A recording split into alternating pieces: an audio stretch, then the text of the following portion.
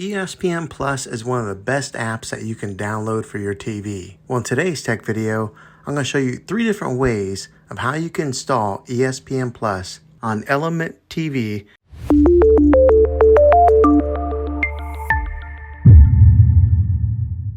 It can be really frustrating if you want to watch some of the great content that is on ESPN Plus and you find that your TV is unable to download it. If your TV is an older model of smart TV, then it could prevent you from downloading this app.